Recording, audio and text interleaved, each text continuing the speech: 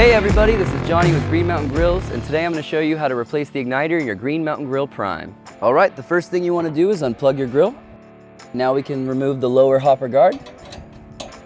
So you can unplug these igniter wires up here without removing the board, but I'm going to remove the board so you guys can see all this. Alright, now that we've located our igniter wires, the blue and yellow, we can unplug these at the green plastic bullet connectors. Next steps, we're going to remove all the internal components. First the grate, next the grease tray, and then the heat shield.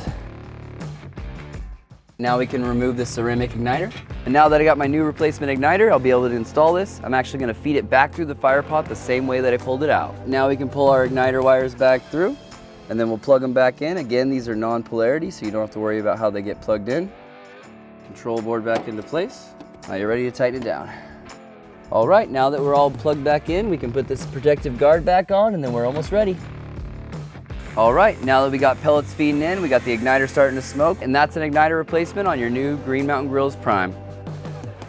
Thank you guys for watching, and if you want any other hints and tips, you can go to our videos page on our Green Mountain Grills website.